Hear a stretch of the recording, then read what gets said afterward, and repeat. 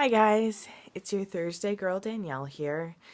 This week's topic is on some of the most difficult things that I've experienced in my relationship with Lex.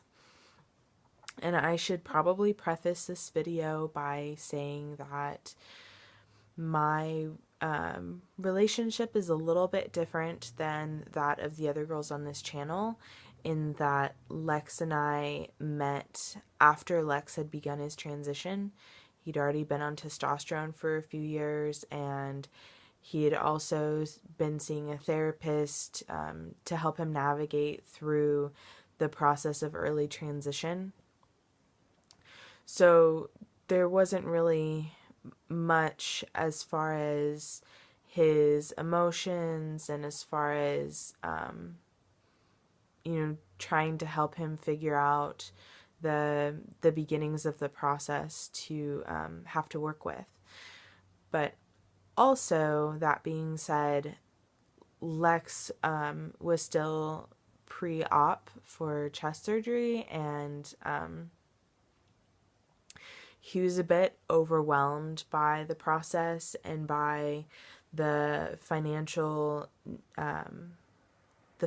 needs to afford the surgery, as well as how he would go about getting his name and gender changed.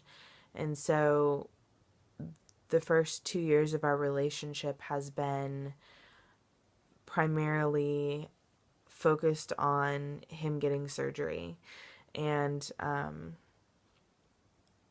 the surgery itself didn't really make me nervous until it was closer to when he was supposed to get it.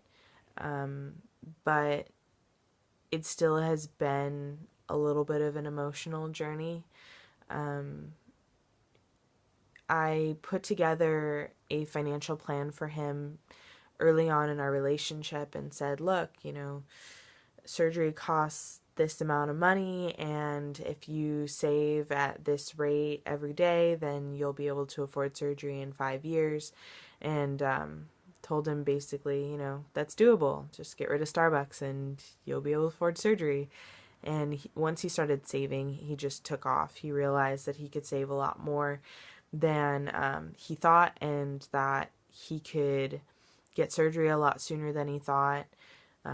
He probably scheduled surgery a little bit early, but it ended up working out all right. He just ended up working like between 60 to 80 hours a week for the past 2 years.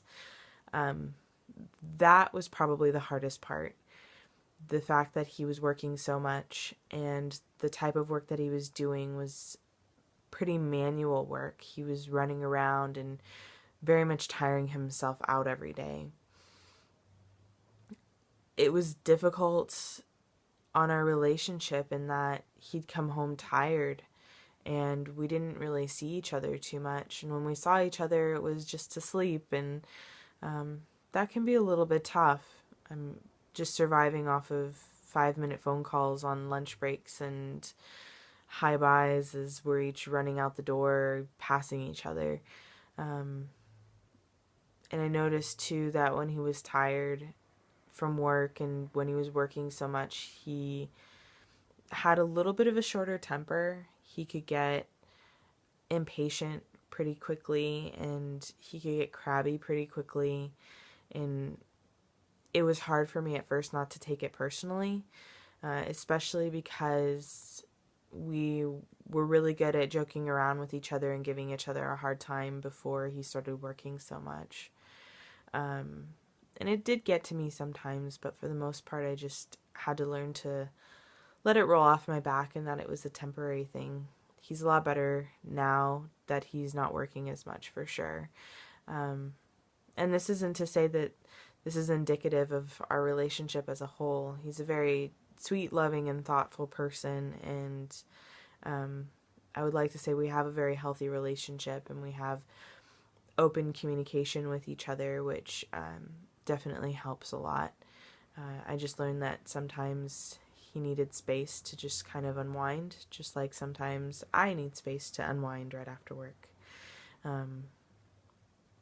So that part was difficult. And then the other part that I would say is difficult is that a couple months before Lex was scheduled to go to surgery, I kind of started having cold feet a little bit. Not about the relationship at all, but about the surgery, just typical worries of my partner going under the knife and the kinds of complications that might arise, and both in and out of surgery, and just the idea of him changing his body and it being different than what I was used to seeing. I hope that doesn't sound terribly selfish or weird. And it's not that I don't think his body is beautiful no matter what, but it was just something that was going to be different, and it's going to be a change, and it takes me a little bit longer to get used to change, so I was worried.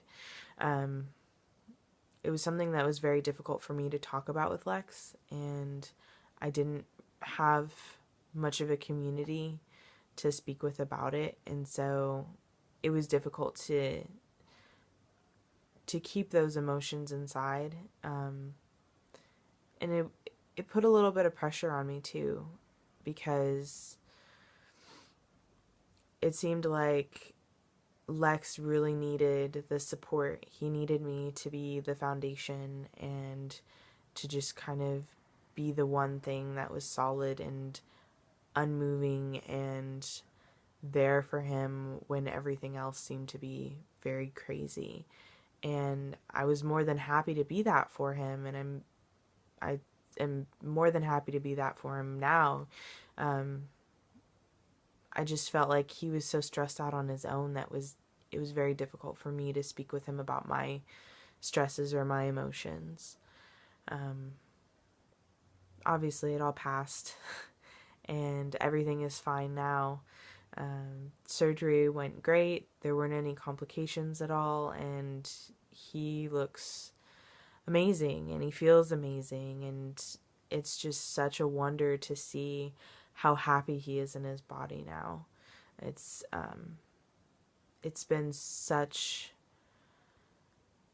a massive change over when we first met. He was very body conscious, but he's come a very long way.